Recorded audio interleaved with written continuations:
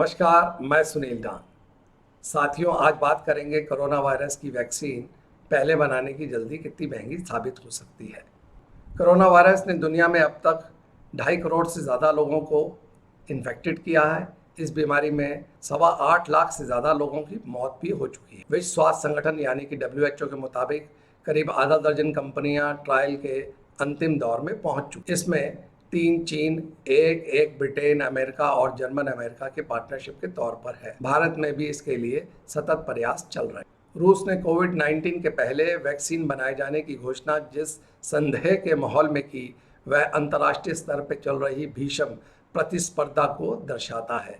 इस प्रतिस्पर्धा में वैक्सीन राष्ट्रवाद की बहस के बीच शॉर्टकट्स, जासूसी, अनैतिक जोखिम और ईर्ष्या जैसे आरोप भी लग रहे हैं।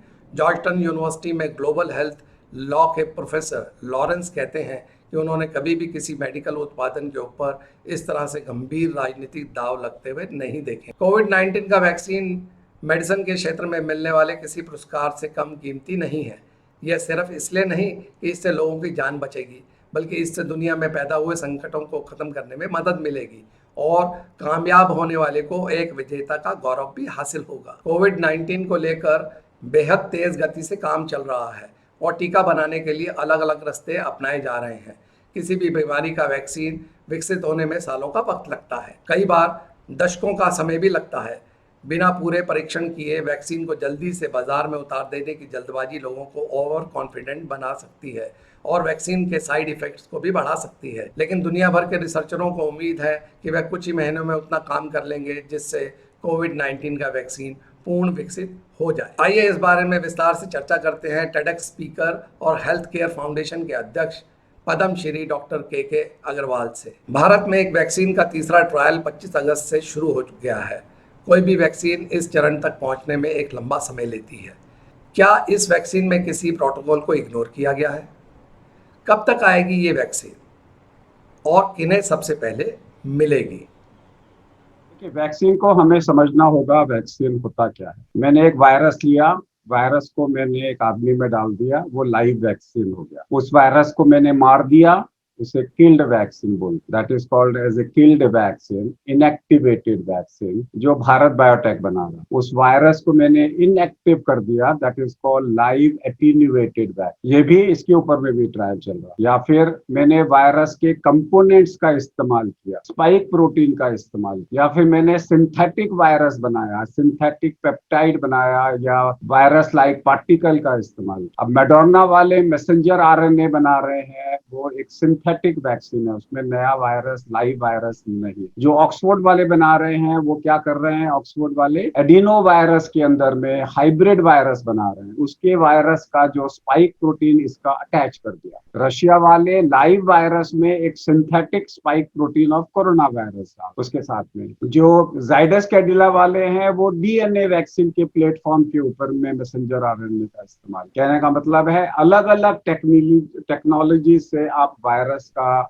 वैक्सीन बनाने की कोशिश कर रहा है ना। वैक्सीन बनाने में समय नहीं लगता, क्योंकि वैक्सीन तो बहुत सारी कंपनियों ने सार्स मर्स के टाइम पे सारी एक्टिविटी बना रखी थी। वैक्सीन के ट्रायल करने में टाइम लगता है। तो आज की डेट में क्योंकि महामारी है, पूरे वर्ल्ड का इंटरेस्ट है, तो वो समय जो फॉर्मेलिटीज में लगता है वो जीरो हो जाए। कि लोग साइमल्टेनियसली वैक्सीन बना रहे हैं, जितने भी ट्रायल चल रहे हैं उनके वैक्सीन साइमल्टेनियसली बन रहे हैं। एनिमल स्टडीज के लिए 6 हफ्ते, फेज 1 के लिए 6 हफ्ते, फेज 2 के लिए 6 हफ्ते, फेज 3 के लिए 6 हफ्ते, यानी कि 6 हफ्ते इंटू 4, 24 हफ्तों के अंदर में आप वैक्सीन की जो ट्रायल की सारी भूमिकाएं हैं वो पूरी कर सकते। 6 महीने हो गए, रशिया ने अपना वैक्सीन लॉन्च कर दिया। साथ में उन्होंने क्या किया कि साथ के अंदर में मैन्युफैक्चरिंग भी चालू कर दी, साथ में फेज 3 ट्रायल भी स्टार्ट कर दिया।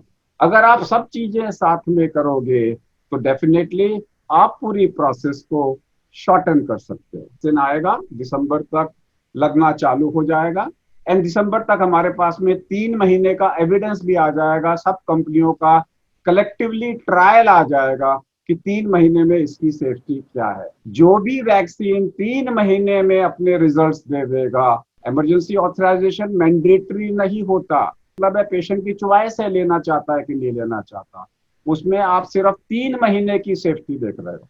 यानी कि आज आपने फेज 3 ट्रायल किया और 3 महीने में रिजल्ट अच्छे हैं, you can launch the vaccine, और साइमल्टेनियसली आप वैक्सीन को बना रहे हो। So I will not be surprise if between December and January 4 या 5 कंपनियां वैक्सीन को लॉन्च कर देंगी। एफडीए 22 अक्टूबर को इमरजेंसी मीटिंग करके ऑक्सफोर्ड वैक्सीन को सर्टिफिकेशन दे रहा है।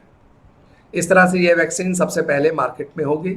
ऑक्सफोर्ड वैक्सीन को डब्ल्यूएचओ ने सुरक्षा स्टैंडर्ड में खरा बताया है। क्या कोरोना के लिए रामबाण बनेगी? अगर भारत के अंदर में ट्रायल्स में डीसीजीआई कन्विंस्ड है कि हमारे प्रिलिमिनरी रिजल्ट्स ओके हैं, तो वो इमरजेंसी ऑथराइजेशन देके उसको अलाउ कर सकता है। आई डोंट थिंक सो इस वक्त में हमारी कंट्री में DCGI just on the base of US reports emergency authorisation करेगा।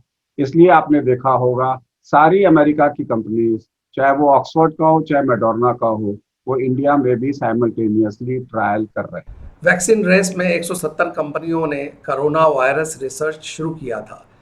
उसके फेज 1 में 20 कंपनियां पहुंच गई हैं, वहीं फेज 2 में 11 और फेज 3 में 8। इस वैक्सीन का सुरक्षा मानक क्या होगा? नहीं, ऐसा कुछ नहीं होता। हर कंट्री अपना ट्रायल जिस कंट्री में करती है उसके रूल्स रेगुलेशंस फॉलो। अगर अमेरिका का कोई वैक्सीन इंडिया में वो एक्सपेरिमेंट करना चाहते हैं तो इंडिया का जो लॉज है वो एप्लीकेबल होगा। इसी रेस के चलते डब्ल्यूएचओ ने बताया कि कई देश और कंपनियां बहुत से स्टैंडर्ड और प्रोटोकॉल को अनदेखा कर रही हैं। इसका कोई रूल है जिसको सभी को फॉलो करना होता है? डब्ल्यूएचओ अगर डिक्टेट करता होता तो चाइना की इतनी बड़ी प्रॉब्लम नहीं होती। वो चाइना को डिक्टेट कर देता। चाइना ने अभी तक सब चीजें सामने एविडेंट नहीं करी है। WHO cannot. डब्ल्यूएचओ डिक्टेट करता होता तो रशिया को डिक्टेट कर देता। कैनॉट। हर कंट्री का अपना एक पॉलिसी है। अब रशिया ने अपना वैक्सीन निकाला है, अपने लोगों के लिए निकाला है। How can what business India has to talk about it? India ने रशिया का वैक्सीन खरीदना है तो इंडिया बोलेगा कि मुझे एविडेंस दिखाओ। अभी तो जो हक बनता है वो रशियन का है। रशियन आदमी अपनी सरकार से पूछेगा मुझे सेफ्टी प्रोफाइल दो। सो आज की डेट में रशिया के अलावा बाकी सारी कंट्रीज रशिया के ऊपर चैलेंज कर रहे हैं कि तुम्हारा वैक्सीन खराब है। रशिया की पॉपुलेशन तो नहीं कर रही इसके साथ में। सो जब आप खरीदोगे तभी तो आप किसी के ऊपर ऑब्जेक्शन उठा सकते हो। तो आज की डेट में भारत में इस वक्त में 3 वैक्सीन तैयारी में है। ऑक्सफोर्ड वैक्सीन तैयारी के अंदर में है आने के लिए। भारत के अंदर में जाइडस कैडिला वाला तैयार है, और भारत का अपना जो अपना वैक्सीन है जिसमें आईसीएमआर कम कर रहा है। ये 3 वैक्सीन अभी तैयार है भारत के अंदर में। हो सकता है ये 1-2 हफ्ते के इंटरवल में दिसंबर एंड तक भारत में लॉन्च हो जाए। रशियन एम्बेसडर अभी पीछे सेक्रेटरी बायोटेक से और हेल्थ केयर से और हमारे नेशनल एडवाइजर से मिला था स्पुतनिक वी को लेकर। तो उस टाइम ये बात कही गई कि आप अपने पहले डाटा डिस्क्लोज करो कि आपका ये वैक्सीन बना कैसे है और किस ट्रायल पे आया है, और उसके जब तक रिकॉर्ड नहीं होंगे we can't take anything and we can't even do discuss. Russia चाहे तो ये कर सकता है। रशिया कह सकता है मेरा वैक्सीन है, मैं कुछ डिस्क्लोज नहीं कर रहा, आपको लेना है तो लो, नहीं लेना है तो मत लो। ये भी पॉसिबल है। एफडीए का निश्चित स्तर कोविड-19 वैक्सीन में 50% एफिशिएंसी है, तभी इस वैक्सीन को सर्टिफिकेशन मिलता है। क्या भारत में यह रूल और भी कड़े हैं या लीन है? अब आपने बोला कि हमारे को कितना एफिकेसी चाहिए, वो डिपेंड करेगा आर वैल्यू पे। एक आदमी से कितने लोगों को इन्फेक्शन होता है उसे बोलते हैं आर वैल्यू, R0 और R0। कोरोना वायरस के लिए वो R0 is 2.6। R0 -1 divided by R is called as herd immunity threshold. So 2.6 - 1 divided by 2.6 is 67%. इसके लिए हमारे को 67% लोगों को इन्फेक्शन हो जाएगा तो हर्ड इम्यूनिटी आएगी। तो अगर कोई भी वैक्सीन 67% काम करे तो वो 100% हो गया, आपका काम बन गया। So no vaccine will be 100% efficacious. So the best vaccine will be 67% efficacious. So जो भी कंपनी कहती है मेरा वैक्सीन 67% लोगों में एंटीबॉडीज बना देगा, यू से it is very good. 50% is the next, 33% is the lowest which should not be accepted. तो अगर वो 33% काम कर रहा है तो उसको एक्सेप्ट नहीं करना चाहिए। अगर 50% एक्सेप्ट कर रहा है विद एन असम्पशन कि 50% वैक्सीन काम कर लेगा, 16% लोगों को इन्फेक्शन हो जाएगा, तो 66% हो गया। अगर आप 35% वैक्सीन काम कर रहा है, तो पब्लिक में और 35% लोगों को इन्फेक्शन होना चाहिए, जो एक्सेप्टेबल नहीं है। इसलिए ये कहा जाता है any vaccine which is effective more than 50% for A R value of 2.6 is good. तो इस वैक्सीन के लिए, हर वैक्सीन के रूल्स अलग अलग होते हैं, इस वैक्सीन के लिए जो भी वैक्सीन 50% लोगों में काम करेगा, दैट्स गुड। दुनिया में भारत वैक्सीन बनाने की सबसे बड़ी फैक्ट्री है। क्या यहाँ के मानक दुनिया को एक नया रास्ता दिखा पाएंगे? इस वक्त में लोग चाइना पे विश्वास नहीं कर रहे, तो हर चीज इंडिया की तरफ आ रही है, that's good. Otherwise, China had always taken a lead in such things, हर चीज के अंदर में। बट आज की डेट में भारत के पास एक एडवांटेज है, मोर्टेलिटी भी कम है। उन्होंने ये भी दिखा दिया कि we can have a least mortality, और हमारे पास में प्रोडक्शन की कैपेसिटी भी है। तो ये वैक्सीन अगर पूरी दुनिया में सप्लाई होगा तो इंडिया के थ्रू ही होगा। इंट्रामस्कुलर यानी कि मसल में लगने वाला इंजेक्शन, इंट्राडर्मल यानी कि स्किन में लगने वाला, और नोजल स्प्रे, और कुछ लोग ओरल की भी बात कर रहे हैं। इसमें सबसे ज़्यादा कौन सी प्रक्रिया ज़्यादा प्रभावशाली हो सकती है? दवाइयों की कीमत और उससे अधिक प्रभाव लाने के लिए चारों में से कौन सी सबसे ज़्यादा एक्सेप्टेबल है? उसके बारे में आपकी क्या राय है? नेजल में टाइम लगेगा, because nasal will become costly. हमारे पास चॉइस दो हैं, सबक्यूटेनियस और इंट्राडर्मल। जब से भारत के अंदर में इंट्राडर्मल की चीज को मान्यता मिली है, ये भारत के हमारे एक डॉक्टर हैं जिनको पिछले 2 साल पहले पद्मश्री मिला, जिन्होंने सारा काम किया था रेबीज वैक्सीन इंट्राडर्मल में। उन्होंने प्रूफ किया था कि जितनी डोज में सबक्यूटेनियस वैक्सीन जाता है, उस वैक्सीन की डोज को 10 लोगों को इंट्राडर्मल लगा सकते। वो क्योंकि रेबीज वैक्सीन में सक्सेसफुल हुआ, फिर अब धीरे धीरे धीरे सब जगह पे लोग रिप्लेस कर रहे हैं कि 1 subcutaneous injection is equivalent to 10 intradermal. अब कोविड वैक्सीन का इंट्राडर्मल भी ट्रायल डीसीजीआई ने अप्रूव कर दिया है। अगर वो आ गया तो 10 गुना लोगों को आप सेम वैक्सीन लगा सकेंगे। So intradermal versus subcutaneous is 1:10 ratio. 0.1 ml is equivalent to 1 ml of subcutaneous और इंट्रामस्कुलर। जहां तक सवाल है ओरल का, मेरे को लगता नहीं ओरल वैक्सीन आएगा। नेजल का yes, but nasal technology wise will be costlier than a subcutaneous injection। पर वो ज़्यादा इफेक्टिव नहीं होगी आपको लगता है? क्योंकि देखिए, नेजल यहीं का तो सारा वायरस है आपका। नहीं नहीं, ऐसा कोई नहीं है। वायरस नाक का वायरस नहीं है, मुंह का भी वायरस है, नाक का भी है, आंख का भी है, तीनों जगह से जाता है। तो यू कांट से कि ये नाक का वायरस है, ये मुंह से भी उसी हिसाब से जाता है इसके साथ में। सो इस वक्त में जब तक ट्रायल्स नहीं आएंगे तब तक कहना मुश्किल। तो आपको लगता है कि ओरल नहीं आएगा, लेकिन spray can be workable? I don't think so, because spray वाला H1N1 का वायरस इंडिया में कभी फेमस नहीं हुआ। सो वो technology wise I still feel कि जब when you talk about the masses, ये या इंट्राडर्मल आएगा या सबक्यूटेनियस आएगा। एंड आई थिंक इंट्राडर्मल पे भारत काम करेगा। पूरे वर्ल्ड को लगाना है तो आपको 10 गुना काम कम करना पड़ेगा। डॉक्टर साहब, अभी तक जो भी वैक्सीन आ रही हैं वह एंटीबॉडी बनाती हैं, लेकिन अब मोनोक्लोन एंटीबॉडीज वैक्सीन का ट्रायल स्टार्ट हो गया है। दावा किया जा रहा है कि यह वैक्सीन कोरोना से लड़ेगी और फिर उसके बाद एंटीबॉडी बनाएगी। इससे डेथ रेट भी कम हो जाएगा। मोनोक्लोनल एंटीबॉडीज, इसे MAB बोलते हैं। ये वाला ट्रायल सिर्फ इजराइल में चल रहा है अभी। I don't think so that will be affordable, and I don't think so that will be introduced in India so soon. That's a non-affordable antibodies. They will be very, very, very costly. That can be used for prevention and for treatment. If monoclonal vaccine comes as a part of treatment strategy, things are different. But I don't think so that is in the race. That is being introduced by Israel, but that is not in the current race. मैं इसलिए इस चर्चा में इसको लाया क्योंकि आपने शुरू में कहा कि वो लोग जो कि ऑलरेडी इन्फेक्टेड हो गए हैं, उनके लिए तो ये आ रही है वैक्सीन, वो काम नहीं करेगी, उसके लिए भी कोई चाहिए। जरूरत नहीं है। उन लोगों को जरूरत नहीं है, उनको मोनोक्लोनल एंटीबॉडीज भी नहीं चाहिए। अगर मेरे यहाँ पे जो काम वैक्सीन ने करना है, अगर मेरे अंदर में वायरस ही घुस गया है, उसने वही काम कर दिया, तो मैं आर्टिफिशियल क्यों लाऊंगा? नया वायरस आएगा तो अपने आप से एंटीबॉडीज बन जाएंगे। जिन लोगों को एंटीबॉडीज डेवलप हो गई, अनलेस वो एंटीबॉडीज खत्म हो रही है, इसके बारे में आज की डेट में कोई एविडेंस नहीं है। सिंगापुर वाले तो कहते हैं 11-11 साल तक एंटीबॉडीज रहती हैं। अमेरिका ने ऑफिशियल कर दिया है कि उसकी दवाई उनके नागरिकों को मुफ्त में मिलेगी। ऐसी भारत में भी चर्चा चल रही है, पर अभी कंफर्म नहीं हुआ। वहीं कुछ प्राइवेट प्लेयर्स इस महामारी में भी अपना प्रॉफिट ढूंढ रहे हैं। वहीं वैक्सीन की कंपटीशन इतना स्टीप हो गया है कि हर कोई चाहता है कि इसमें से अधिक निकाल ले। क्या कोई ऐसा नियम बन सकता है कि हम अपनी कंपटीशन तो करें, पर we are not compromise with the vaccine quality and reach, ताकि ये आम लोगों तक पहुंच जाए? इसके बारे में आपकी क्या राय है? फ्री में ना भी जाए, even if you have a nominal charge, even if you subsidize, it's okay. See जो लोग इंडिया के अंदर में आज की डेट में अगर आप सब्सिडी भी देते हो तो it will be fine, but आनी चाहिए, इफेक्टिव होनी चाहिए।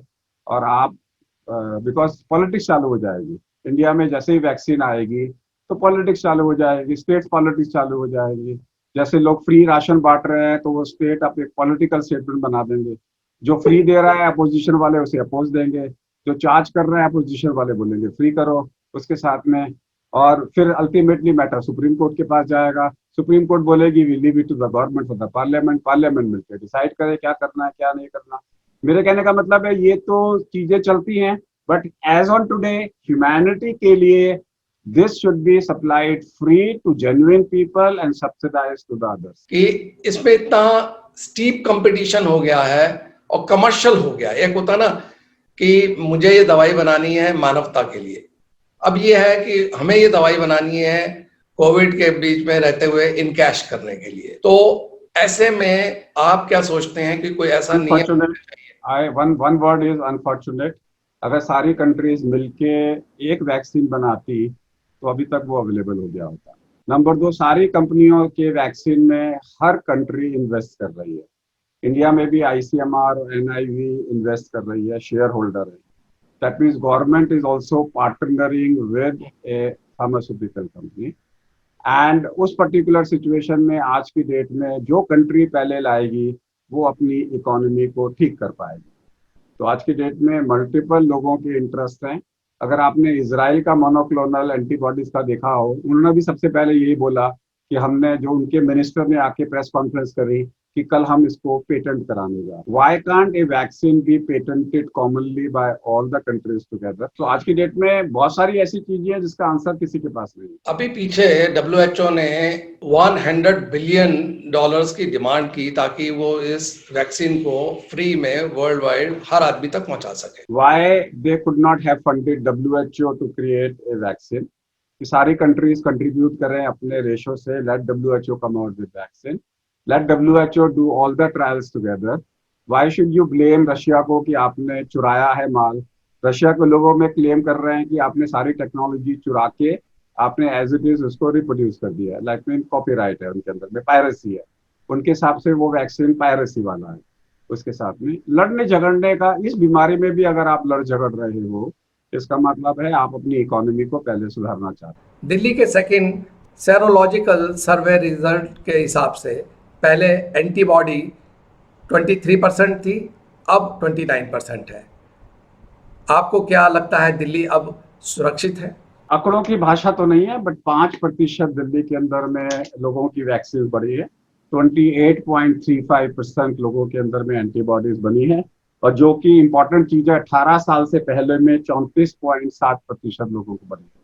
पहले वाले सीरो सर्वे में बच्चों को इन्वॉल्व नहीं किया गया था, and that's a good sign, that's expected. So I don't, जितने ज्यादा इन्फेक्शन होंगे आई एम हैप्पी, क्योंकि उतनी मोर्टेलिटी कम होती चली जाएगी। इस वक्त में दिल्ली अगर ये कहता है 28% लोगों को हो गया है, यानी कि 30 लाख लोगों को हो गया है, उसके हिसाब से हमारी mortality is 0.3%। I am not unhappy with that. मैं तो चाहता हूँ होता है होए, as long as mortality is not there, who cares for a corona virus? अगर ये कोरोना वायरस सबको हो जाता है और किसी को नहीं मारता है, then who cares for it? So अगर दिल्ली वाले ये कहते हैं मेरी 30% पॉपुलेशन को हो गया है, that's a good sign. That's a good sign. That means this virus is not that dangerous as we were expecting. मैं समझता हूं कि हमने इसमें जितने भी नए अपडेट्स हैं उसके ऊपर बात कर ली है। फिर भी अगर कोई रह गया हो तो डॉक्टर साहब, मैं आपसे एक बार फिर दरखास्त करूंगा कि हमारे सुनने वालों को, देखने वालों को अपनी तरफ वायरस अगर आपकी मेरी मीटिंग 15 मिनट से कम की होती है तो हम दोनों को एक दूसरे से खतरा नहीं है। अगर 9 दिन हमारी बीमारी के हो गए तो हम ये बीमारी फैला नहीं सकते। अगर हम किसी से 6 फुट दूर खड़े हैं तो बीमारी फैला नहीं सकते।